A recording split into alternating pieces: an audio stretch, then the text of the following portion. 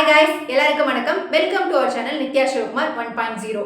உங்கள் வாழ்க்கையில் சந்தித்த யாரோ ஒருவருக்கு ஏதோ ஒரு தவறு செஞ்சுட்டு மனசுக்குள்ளேயே கில்ட்டோடையும் ரெக்ரிட்டோடையும் வாழ்ந்துட்டு இருக்க ஒரு பர்சனாக நீங்கள் இருக்கீங்களா? கண்டிப்பாக உங்களுக்கான விஷயம் தான் இது. மிஸ்டேக்ஸ், தவறுகள். இந்த உலகத்தில் பிறந்த எல்லா மனுஷனுமே தவறுகள் செய்வோம் இல்லையா? ஆஸ் எ ஹியூமன் நம்ம எல்லாருமே தவறுகள் செய்வோம். அது மனிதரோட இயல்பாக தான் இப்போ வரைக்கும் இருந்துட்டு இருக்கு. சரி, நீங்கள் ஒரு தவறு செஞ்சிட்டீங்க, பட் லேட்டர் ரியலைஸ் பண்ணுறீங்க ஏதோ ஒரு சூழ்நிலையினால இந்த தவறு செஞ்சிட்டீங்க அப்படின்னு சொல்லிட்டு. ஸோ இந்த இடத்துல நீங்கள் தப்பான நபராக ஆகிடுவீங்களா அப்படின்னு கேட்டால் கண்டிப்பாக இல்லை. இது தவறுன்னு உங்களுக்கு தெரிஞ்சதுக்கப்புறம், உங்களால் தான் இந்த தவறு நடந்திருக்குன்னு தெரிஞ்சதுக்கப்புறம், how you are handling that mistakes அப்படின்றது தான் ஹூ யூ ஆர் அப்படின்றத டிஃபைன் பண்ணும். ஜென்ரலாக இங்கே பார்க்கும்போது 2 விதமான மனிதர்கள் தான் இருக்காங்க. ஃபர்ஸ்ட் யாருன்னா, ஏதோ ஒரு சுச்சுவேஷன்னால தெரியாமல் தவறு செஞ்சுட்டாங்க, பட் அவங்களோட இன்டென்ஷன் யாரையும் காயப்படுத்தணும் அப்படின்றது கிடையாது. Once they came to know அவங்க செஞ்ச ஒரு செயல்னால இன்னொருத்தவங்க பாதிக்கப்பட்டிருக்காங்க அப்படின்னா ஹெசிடேட்டே பண்ணாமல் அவங்க கிட்ட சாரி கேட்கறது. அண்ட் 2வது விஷயம், அவங்க செய்த தப்புக்கான அக்கௌண்டபிலிட்டி அண்ட் ரெஸ்பான்சிபிலிட்டி எடுத்துக்கிறது. அந்த தவறை சரி கட்டுறதுக்கு என்னென்ன செய்ய முடியுமோ அதெல்லாம் செய்கிறது தான் ரெஸ்பான்சிபிலிட்டி. இந்த மாதிரியான விஷயங்கள்லாம் நீங்கள் மேக் பண்ணிட்டு இருக்கீங்க அப்படின்னா you no need to worry about anything. நீங்கள் கரெக்டான பாதையில் தான் போயிட்டு இருக்கீங்க. You are becoming mature and your life is growing and you are also growing அப்படின்னு அர்த்தம். And second type of people, இவங்க தான் ஆக்சுவலி ரியல் ப்ராப்ளமே. ஒரு தவறு செஞ்சுருப்பாங்க, அந்த தவறுனால ஒருத்தவங்களோ இல்லை பல பேரோ பாதிக்கப்பட்டிருப்பாங்க.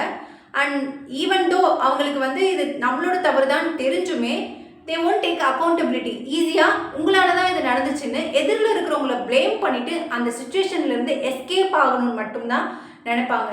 ஸோ இதனால் என்ன ஆகுது அப்படின்னு கேட்டிங்கன்னா, அப்போதைக்கு அந்த சூழ்நிலையிலேருந்து அவங்க எஸ்கேப் ஆகிட்டு வெளியே வந்துடலாம் இன்னொருத்தவங்கள ப்ளேம் பண்ணிவிட்டு. பட் த ரெக்ரிட், அவங்க செஞ்ச ஒரு தவறுக்கான கில்ட்டும் ரெக்ரிட்டும் கண்டிப்பாக அவங்க லைஃப்பை ஃபாலோ பண்ணிகிட்டே இருக்கும். அவங்களால ஒரு பீஸ்ஃபுல்லான ஒரு லைஃப்பை வாழ முடியாது. ஸோ நீங்கள் ஒரு தவறு செஞ்சிட்டிங்கன்னா நீங்கள் தப்பான ஆள் ஆகிட மாட்டீங்க.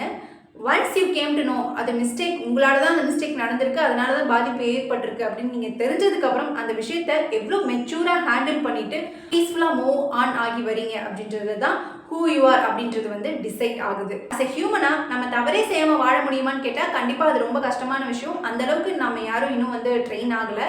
பட் ஒன்ஸ் நீங்கள் ஒரு தப்பு பண்ணிட்டீங்க, அது தப்பு தான் நீங்கள் ரியலைஸ் பண்ணிட்டீங்கன்னா அது ஏன் பண்ணீங்க அப்படின்னு சொல்லிட்டு யோசிச்சு பாருங்கள். மறுபடியும் அந்த மாதிரி ஒரு சூழல் வரும்போது அந்த தவறை பண்ணாமல் இருக்கணும். அதுதான் மெச்சூரிட்டி. அண்ட் தென் நீங்கள் பண்ண தவறுனால விளைந்த விளைவுக்கான அக்கௌண்டபிலிட்டியும் ரெஸ்பான்சிபிலிட்டியும் எடுத்துகிட்டு ரெக்ரெட் இல்லாமல் அந்த விஷயத்துலேருந்து மூவ் ஆன் ஆகிட்டு வரணும்.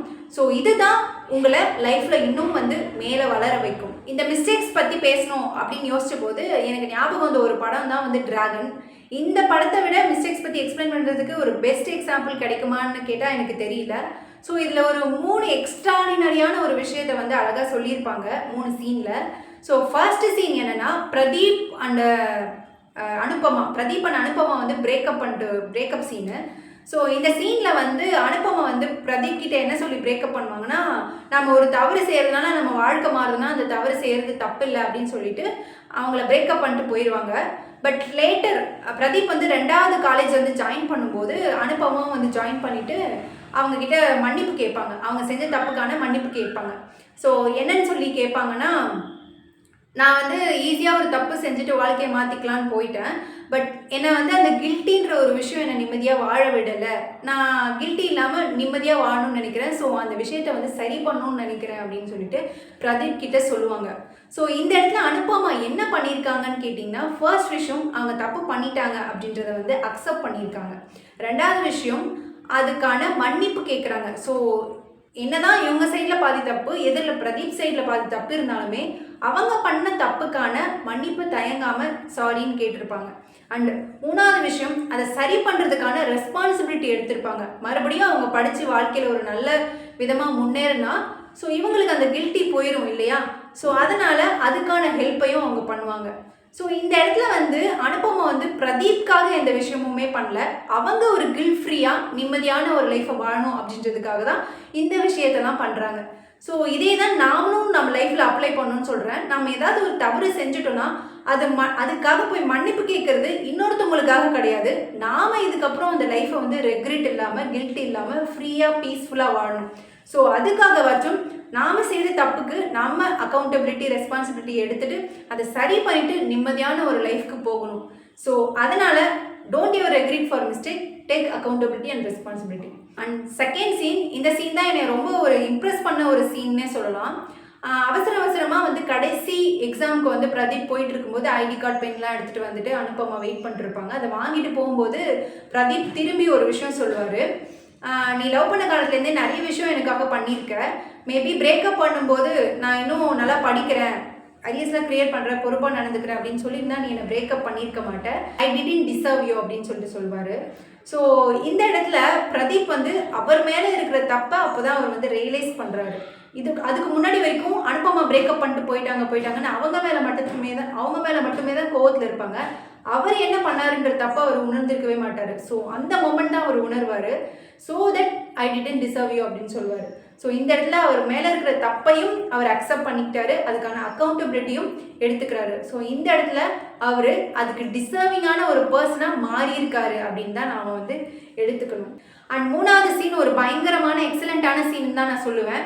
இந்த சீனில் பிரதீப்போட இடத்துல நாம் எல்லாருமே ரீப்ளேஸ் ஆகி அந்த இடத்துல நாம் இருந்திருந்தா என்ன பண்ணியிருப்போம் அப்படின்னு கண்டிப்பாக யோசிச்சு பார்க்கணும்னு நினச்ச சீன் தான் அது. அதாவது வந்து அவர் நிறைய சீட் பண்ணிட்டு தான் வந்து எக்ஸாம்ஸ் பாஸ் பண்ணியிருப்பாரு, அண்ட் நல்ல வேலைக்கும் போயிருப்பாரு. ஸோ அந்த விஷயம் ப்ரொஃபஸருக்கு தெரிஞ்சு தான் மறுபடியும் வந்து அவர் எல்லா எக்ஸாமையும் திரும்ப பிரதீப் எழுதுவார். அதில் வந்து ஒரே ஒரு எக்ஸாமில் மட்டும் அவரால் பாஸ் பண்ண முடியாது. அப்போது அந்த பேப்பர் மட்டும் சீட் பண்ணுவார். ஆக்சுவலாக ஏற்கனவே நல்லா படித்து நல்லா எழுதுகிற ஒரு கனவுகளோடு இருக்கிற ஒரு பையனோட ஒரு பேப்பரை தான் வந்து ரீப்ளேஸ் பண்ணியிருப்பாங்க. ஸோ பிரதீப் பாஸ் ஆகிருப்பார், பட் கனவோட எக்ஸாம் எழுதின ஒரு 7 பையன் வந்து ஃபெயில் ஆகிருப்பான்.